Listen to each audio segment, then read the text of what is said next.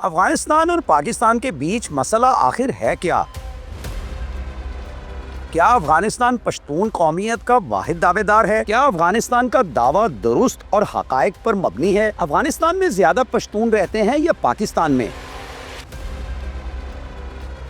افغانستان اور پاکستان کے بارڈر کو ڈیورنٹ لائن کیوں کہتے ہیں؟ افغانستان ڈیورنٹ لائن کو تسلیم کرنے سے انکار کیوں کرتا آیا ہے؟ افغانوں کی عسکری صلاحیت کی اصل حقیقت ہے کیا؟ کیا افغان صرف چھاپا مار لڑائیوں کے ماہر ہیں اور انہیں روایتی جنگوں کا کوئی تجربہ حاصل نہیں؟ یہ سب کچھ دیکھیے اس ویڈیو میں۔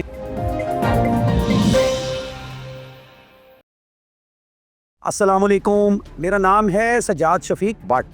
عام طور پر یہ کہا جاتا ہے کہ افغانستان دنیا کا ایک ناقابل تسخیر خطہ ہے۔ اس بات میں کوئی شک نہیں کہ جدید تاریخ میں افغانوں نے پہلے برطانیہ، پھر روس اور اس کے بعد امریکہ کو شکست فاش سے دوچار کیا، جبکہ پرانے ادوار کے حساب سے دیکھا جائے تو افغانوں نے کسی طاقتور ترین آندھی کی طرح اٹھنے والے منگولوں کی دست برد سے بھی اپنی آزادی کی حفاظت کی اور اپنے وطن کے دفاع کے لیے بہت بڑی تعداد میں اپنی جانوں کے نذرانے پیش کیے۔ لیکن یہ بات اس قدر بھی سادہ نہیں ہے۔ دراصل دنیا کا نقشہ مسلسل بدلتا رہا ہے اور افغانستان کی حیت میں بھی وقت کے ساتھ کئی تبدیلیاں رونما ہوتی رہی ہیں۔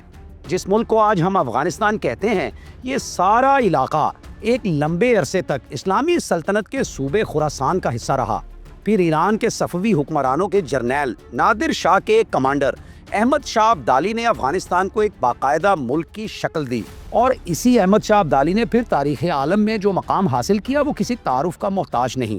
سب جانتے ہیں کہ خاندان مغلیہ کے زوال کے ایام میں احمد شاہ ابدالی نے دلی پر پے در پے کئی حملے کیے اور مرہٹوں، جاٹوں اور راجپوتوں پر مشتمل مسلم دشمن سے قومی اتحاد کو ہمیشہ کے لیے پارا پارا کر ڈالا۔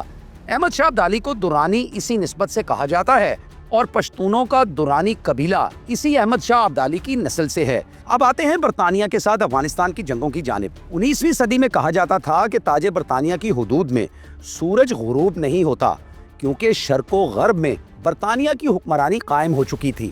افغانستان کا میلان شروع سے روس کی جانب تھا اور برطانیہ ہمیشہ سے روس کو اپنے پھیلاؤ کی راہ میں ایک رکاوٹ تصور کرتا تھا۔ تو افغانستان روس اور برطانیہ کے مابین کشمکش کی سرزمین قرار پایا۔ برطانیہ نے ان اینگلو افغان وارز کہلانے والی لڑائیوں میں بہت سا جانی و مالی نقصان اٹھایا، لیکن برطانویوں نے اپنی تگ و دو کو کبھی ترک نہیں کیا، حتیٰ کہ پنجاب کے اٹک پل سے لے کر پشاور، چارسدہ، مردان اور کوہاٹ سمیت کئی شہر، قصبے اور دیہات برطانوی فوجیوں نے اپنے قبضے میں لیے۔ شمالی وزیرستان، جنوبی وزیرستان، باجوڑ، مومند، خیبر، اورکزئی، کرم، پارا چنار، دیر، سوات اور کئی دیگر علاقے بھی برطانویوں نے افغانیوں سے چھین لیے۔ در حقیقت افغان چھاپا مار جنگوں کے ماہر ہیں۔ چھاپا مار جنگوں میں لڑائی کا بنیادی طریقہ کار ہوتا ہے کہ مارو اور بھاگو، یعنی اچانک حملہ کرو، فریق مخالف کو جانی و مالی نقصان پہنچاؤ اور جو سامان اٹھایا جا سکے اسے اٹھا کر موقع سے راہ فرار اختیار کر جاؤ۔ تو شمالی وزیرستان کا ایک کردار فقیر و فیپی یعنی مرزا علی خان بہت ہی زیادہ مشہور ہوا، اور اس اکیلے شخص نے اپنے حامیوں کی مدد کے ساتھ انگریز حکومت کی فوج کو اس قدر نقصان پہنچایا کہ پھر انگریز نے مزید آگے بڑھنے کا ارادہ ترک کر دیا۔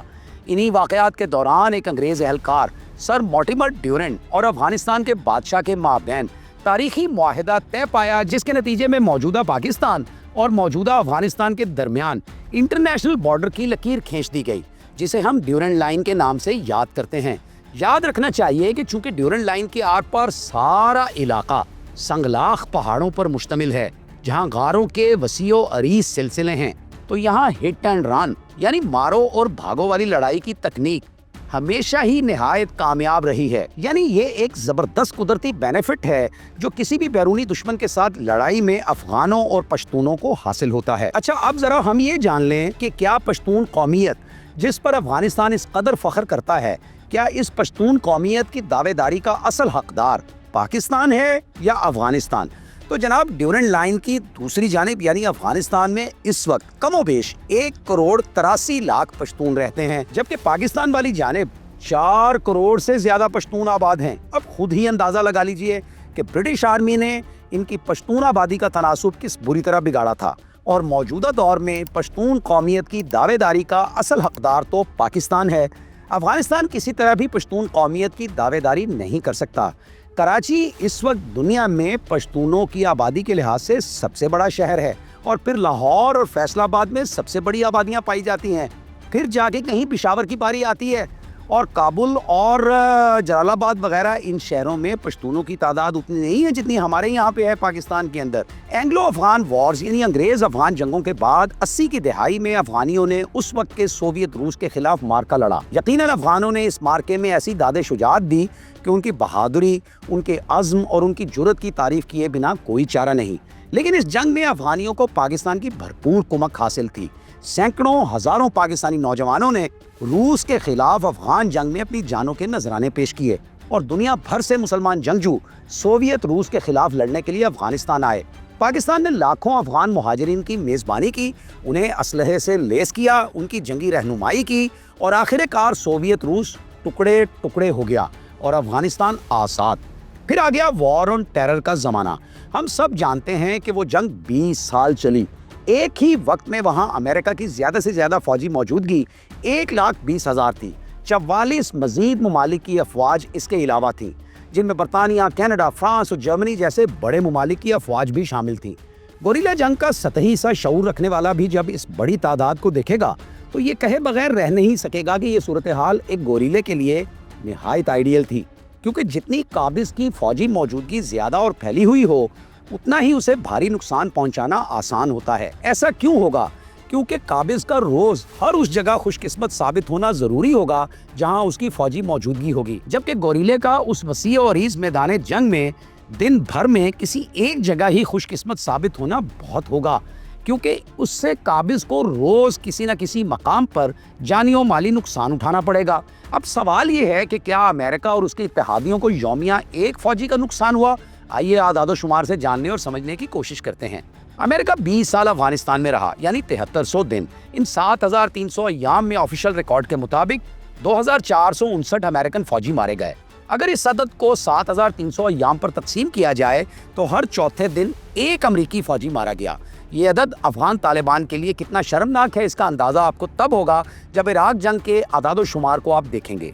इराक जंग 8 साल चली, यानी 3200 दिन। इन 3200 अय्याम में 4431 अमेरिकन फौजी मारे गए। अगर ये तादाद आप अय्याम वाली तादाद पर तकसीम करें तो हर 17 घंटे बाद एक अमेरिकन फौजी मारा गया, जिसका मतलब ये हुआ कि अमेरिकन वहाँ फी दिन एक फौजी का नुकसान उठा रहे थे।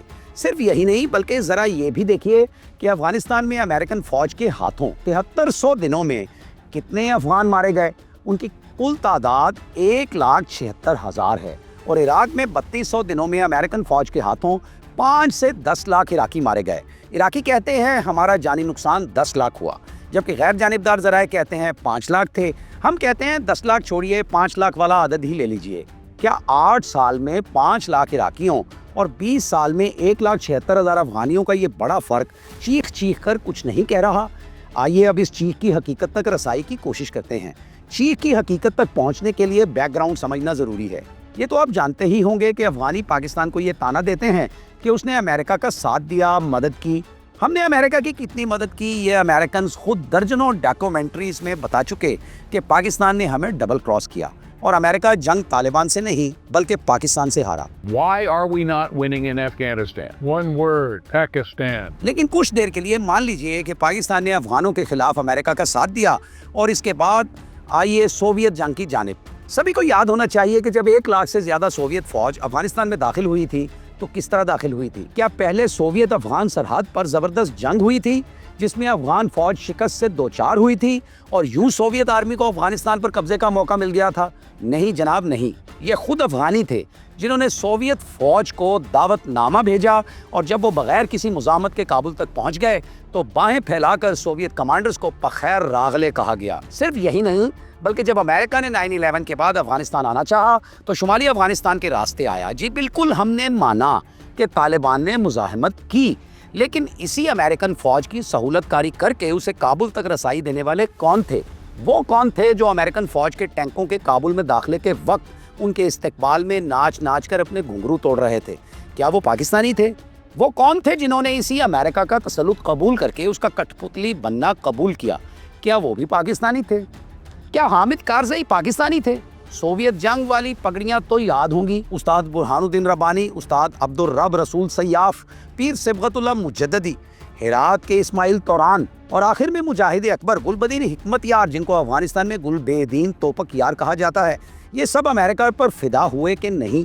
क्या ये सब भी पाकिस्तानी थे? इस पस मंज़र को जहन में रख कर आइए असल नुक्ते यानी इराकी और अफ़गानी आदाद शुमार वाले बड़े फ़र्क की चीख की जानिब।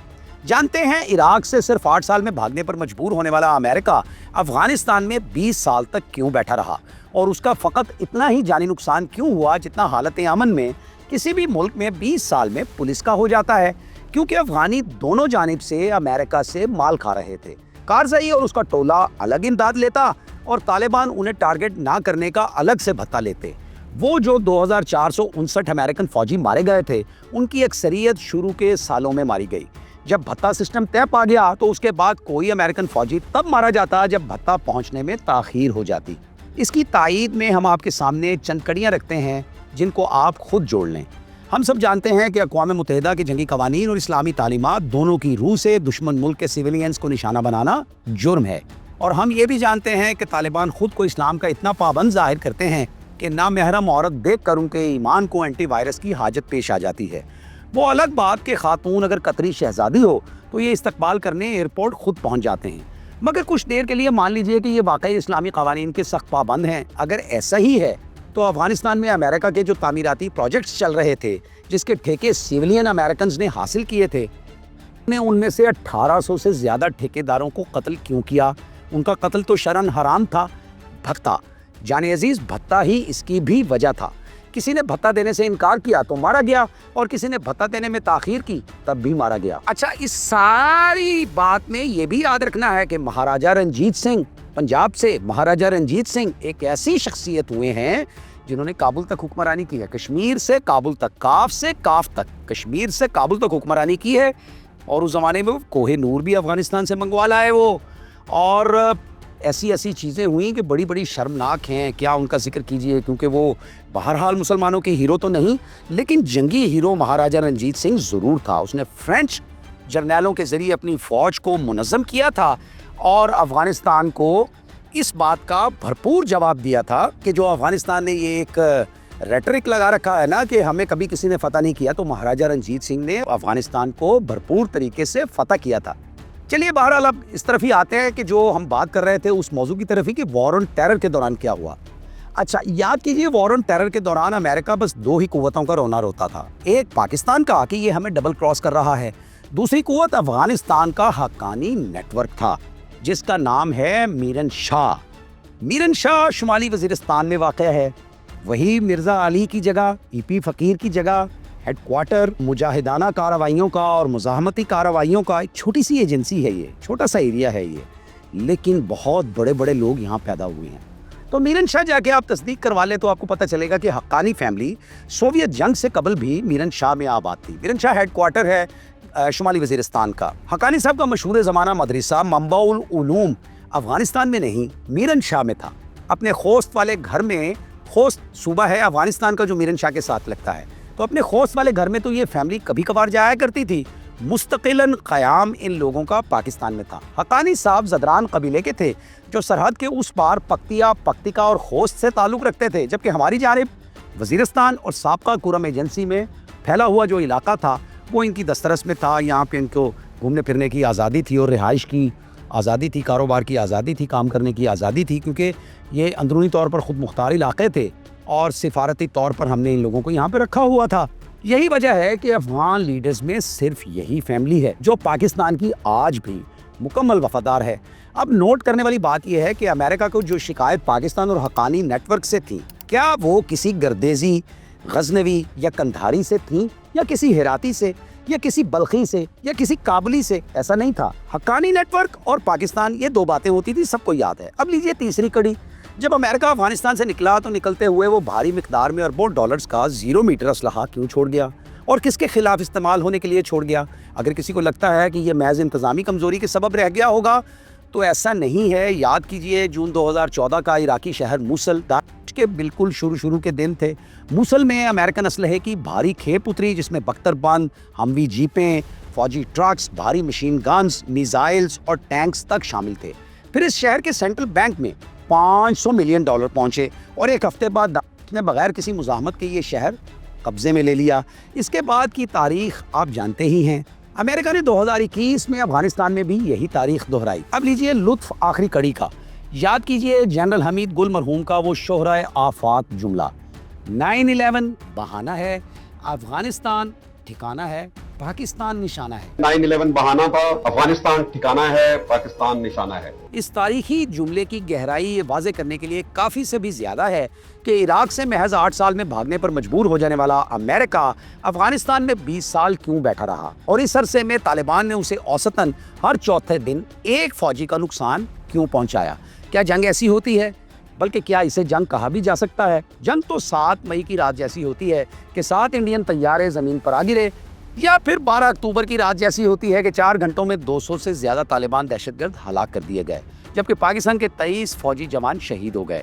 افغانی اگر نیٹو یا سپر طاقتوں کو شکست دینے کے لائق ہوتے انڈیویجولی طور پر، تو 12 اکتوبر کی رات مورچے چھوڑ کر نہ بھاگتے۔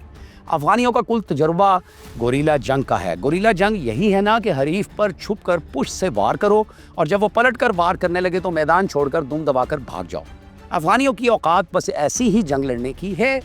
ریگولر جنگ افغانیوں نے آخری بار آج سے کوئی 130 سال قبل لڑی تھی، اور اس میں یہ موجودہ خیبر پختونخوا اور بلوچستان کی پشتون بیلٹ کے علاقے برٹش آرمی کے ہاتھوں کھو بیٹھے تھے۔ اور جب 130 سال بعد صرف چند گھنٹوں کے لیے ایسی ہی جنگ پھر پیش آئی تو ان کے 21 مورچوں پر پاکستانی پرچم لہرا دیے گئے۔